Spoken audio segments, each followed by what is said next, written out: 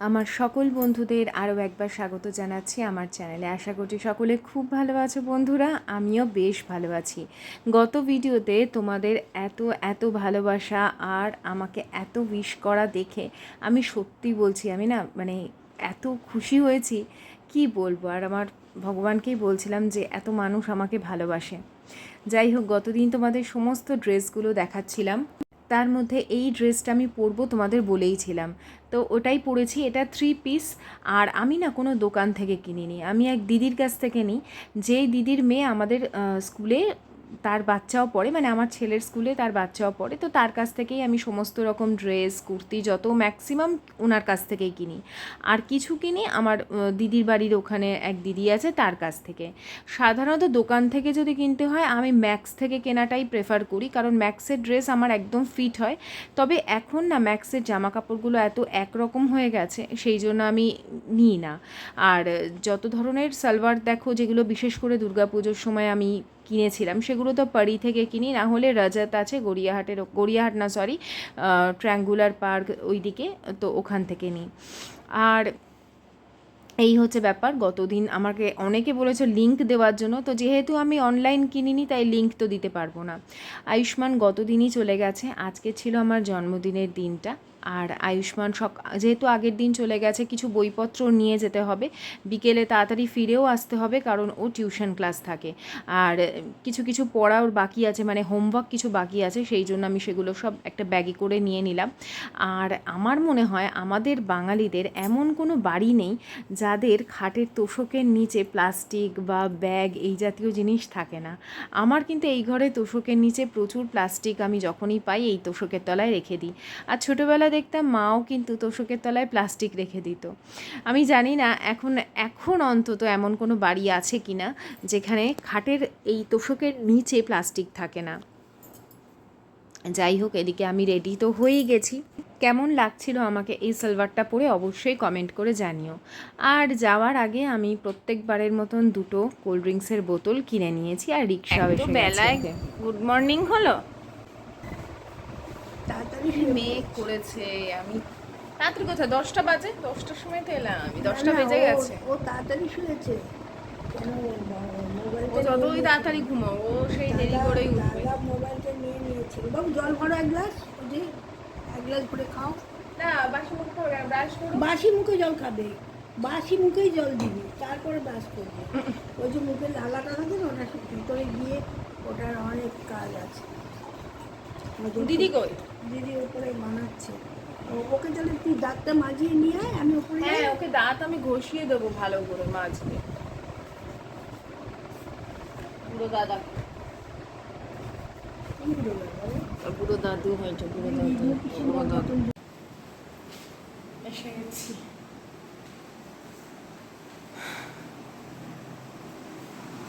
কি রে দিদি? কি জোর মেঘ করছে জানিস? আমি এইটা ওই দুটো আমার বডিতে হলো না। পিঙ্ক কালার পিচ কালারের একটা নিয়েছিলাম, দেখালাম না, মানে বডিতে হচ্ছে কিন্তু পাজামায় হচ্ছিল সুন্দর। এটা সুন্দর ওই বডিতে হচ্ছিল না, এটা ড্রেসটা। তারপর এই বডিতে হচ্ছে, তো পাজামায় হচ্ছে না। আয়ুষ্মান সকাল সকাল ঘুম থেকে উঠেই একদম জলখাবার পেয়ে গেছে। কি কি আছে দেখাও বাবাই তোমার খাবারে। আনো একটু সামনে আনো। রুটি, কুমড়োর ঘ্যাটনা, আচারি কুমড়া, আচারি কদ্দু, আচারি কদ্দু, আর লাড্ডুটা দিদি বানিয়েছে। রিজুকে দিদিকে দাও, দিদিকে না না তুই খা না। না ঠিক আছে। প্রথম আমাকে মা বলে পরোটা করব না লুচি করব, আমি বললাম না আমি রুটি খাবো। সকালবেলা লুচি পরোটা খেলে সারাদিন গ্যাস হবে, আর না আমি কোনো আনন্দ করতে পারবো, ওই ঘুম পাবে না, কথা বলতে গেলেও বিরক্ত লাগবে তার থেকে, তাই না বল? আমার এটা হয়, আমি ঘরে কাজ করতে পারি না, সবার উপর মেজাজ খিটখিট করে, বুঝতে পারি না তো, ওটা অ্যাকচুয়ালি গ্যাস থেকে হয়। লুচি খেলে আর প্রচণ্ড শরীর হেভি লাগে, ওই জন্য আমার যদিও লুচি টুচি খেতে হয় আমি কী করি, সব কাজ হয়ে যায়, তারপরে আরামসে বসে বসে খাই, সমস্ত কাজটা ছেড়ে। একটু দেরি হয়, ভাত খেতেও দেরি হয়, কিন্তু কি বলতো ওই যে শরীরের কষ্টটা কাজ করতে গেলে হয় না, বুদ্ধি করে করে জীবনে চলতে হয়, তাতে অনেক অনিয়ম হয়ে যায় ঠিকই, কিন্তু কী করবো, ওই জন্য আমি লুচিটা অ্যাভয়েড করি। বাবু ফুলটা সরিয়ে দে তো, ঠাকুরকে দেবে দিদা। তুই বসতে পারছিস না কোথাও? এই এয়ার ফ্রায়ারে সত্যিকার লুচি হয়? না না না, এয়ার ফ্রায়ারে মোটেও লুচি হয় না। লুচি জিনিসটা এমনই, সেটা তেলে ভালো করে না ভাজলে কখনোই টেস্টি হবে না। আমি জানি না এয়ার ফ্রায়ারে সত্যি ভালো লুচি হয় কি না, তবে আমার এটা মত।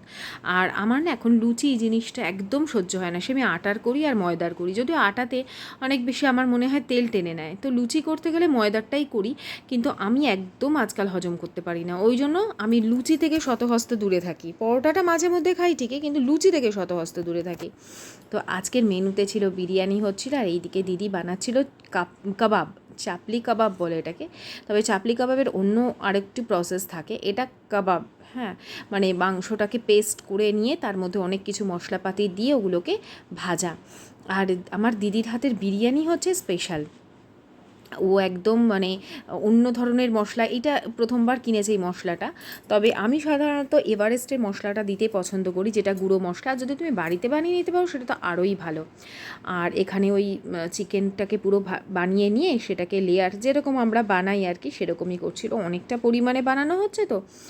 আর ও কী বলো তো, খুব তাড়াহুড়ো করে যে কোনো কাজ। আমি আবার একটু ধীরে সুস্থে কাজ করতে ভালোবাসি, মানে সময় লাগুক, একটু দেরি করে খাবো তাও ভালো, কিন্তু একটু ধীরে সুস্থে করবো। আর ও খুব তাড়াতাড়ি করে। আর এইদিকে ওই মিঠা আতর, কেওড়া ওয়াটার, গোলাপ জল, এই সমস্ত কিছু একটা পাত্রের মধ্যে দুধ নিয়ে তার মধ্যে ওই বিরিয়ানির একটা নতুন মশলা কিনেছে সেইটা গুলিয়ে, আর এই সমস্ত কিছু দিয়ে এটাকে ওই চিকেনটা দেওয়ার পর, রাইস দেওয়ার পর এই জলটা দিয়ে দেবে। আলুটাকেও প্রেশার কুকারেও আগে প্রথমে খুব ভালো করে ভেজে নিয়েছে, তারপরে প্রেশার কুকারে সেদ্ধ করে নিয়েছে। আর এইটা হচ্ছে একটু ফুড কালার দিল, তারপরে আবার লেয়ার করলো ওই দুধের মিশ্রণটা দিয়ে। আর এই দেখো আলুগুলোকে ওই চিকেনের যে রোগানটা থাকে তার মধ্যে একবার সিটি মেরে নিয়েছে, তাহলে কি বলো তো ওই আলুর মধ্যেও ফ্লেভারটা যায়। আর সচরাচর আমরা দোকান থেকে যে ধরনের বিরিয়ানিগুলো খাই না, সেখানে আলু আর চিকেন আলাদা করে সেদ্ধ করে নেয়। আমি কখনোই মশলাটাকে ভালো করে কষিয়ে মাংসের মতন করে বানাই না, আলাদা প্রসেসে আমি প্রেশারে অন্য রকমভাবে বিরিয়ানির মাংসটা বানিয়ে নিই। আমি তোমাদের সাথে শেয়ার করেছি, ভবিষ্যতে আবারও করে দেবো। তো এই হচ্ছে, এরপরে সমস্তটা কমপ্লিট হয়ে গেল। লাস্টে ঘি দিয়ে অনেকক্ষণ দমে রেখেছিল। এরপরে এই যে সাজিয়ে গুছিয়ে দিয়েছে, কত দিন বাদে, মানে কত বছর পর মনে হচ্ছে যেন নিজের জন্মদিনটা আমি সেলিব্রেট করলাম। আর সেটা পুরোটাই মা আর দিদি মিলে অ্যারেঞ্জ করেছে। কেক আনিয়েছে, অনেক কিছু আনিয়েছে, আমি সমস্ত ছবি তুলে রেখেছি, তোমাদের দেখাবো। আর এখানে আমি রিজুকে বলছিলাম আমার কয়েকটা ভালো ভালো ফটো তুলে দে, খাবারের ফটো তুলবো। তো এইভাবে আনন্দ করে আজকে দিনটা কেটেছে। তাও বললাম না, বহু বছর পর মনে হচ্ছে যেন আমি নিজের জন্মদিনটাকে সেলিব্রেট করলাম খুব ভালোভাবে। আর এই যে খাওয়ার আগে কেক কাটবো, আর কী কী মেনুতে ছিল সেটাও দেখাচ্ছি। Happy birthday to you, happy birthday to you, happy birthday dear মা, হ্যাপি বার্থডে টু ইউ।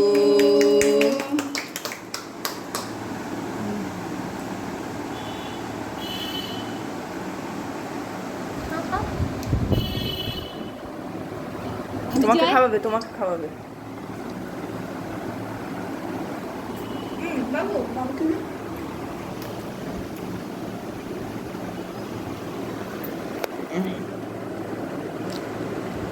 থালা থালা বেড়ে ফেলবো। হ্যাঁ, এবার পেরে ফেল। আমি বেশ পারবো না, তুই পারবি। আমি আর বাচ্চা মানে লঙ্কা দিয়ে দে।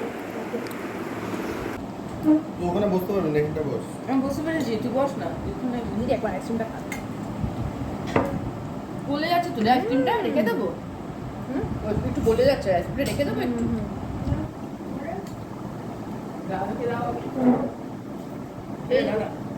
সত্যি বলতে সেই 5 রকম ভাজা বা আরও ডাল, মাছ, এগুলো তো এমনি দিনেও আমাদের বাড়িতে হয়েই থাকে। বিশেষ করে আমার বাপের বাড়িতে কখনো 1-2 পদ হয় না, হলে ডাল হয়, তার সাথে বিভিন্ন ধরনের ভাজা ভুজি এই সমস্ত হয়েই থাকে।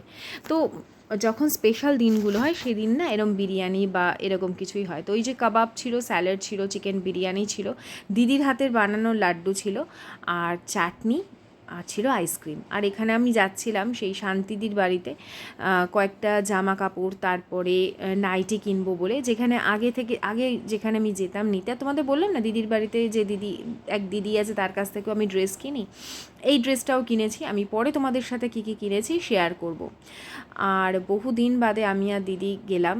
তো ভাই বোন বা বোন বোন এই যে বন্ডিং, সেটা তো অন্য কিছুর সাথে তুলনা হয় না, অন্য কারোর সাথে তুলনা হয় না। এই যাবো একবার নেমে সকাল থেকে। চলো, যাওয়ার সময় হয়ে, আবার এত শপিংও করেছি। টাটা সোনা। বাবা, দাঁড়াও, চলো টাটা দিদি। টাটা। না আর যেতে হবে না, না। আরে বাড়ি কি আমার একদম এতে নাকি যে আমি বাড়ি গিয়ে যেতে পারবো? এই মনে করে ওই রাজুর কাছে নাইটিটা নিয়ে নিস। তোমার ইয়েটা নিয়ে দাও। দিদিকে বলে আসি মনে করে। বলে দিয়েছি টাটা, আসবো আসবো। মুগ্গা মা।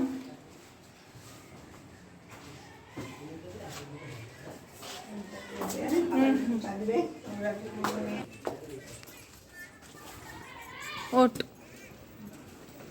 নোংরার মধ্যে নিচে রাখলি কেন?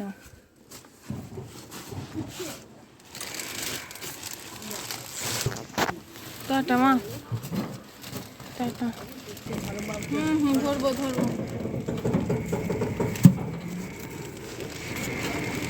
দুটো প্যাকেট নিয়েছিস তো সাদা? একটা দুটো, হ্যাঁ। স্পেন তো স্টার্ট। সারাটা দুপুর সকলে মিলে গল্প করলাম। আর এত বৃষ্টি প্যাচপ্যাচে ওয়েদার, তো ওইখান থেকেই মানে আমার ওই বাড়ি থেকেই রিক্সা পাঠিয়ে দিয়েছিল আশিস, তো সেই রিক্সা করেই এখন বেরিয়ে পড়েছি। আয়ুষ্মান যেহেতু পড়তে যাবে, খুব বেশিক্ষণ থাকার উপায় নেই। আজকে দিনটা খুব ভালোভাবে কাটলো, সকলের সাথে খুব আনন্দ করে কাটালাম। খুব বেশি ভিডিও করিনি। কেমন লাগলো কমেন্ট করে অবশ্যই জানিও। আজকের মতন টাটা, বাই বাই, সায়োনারা।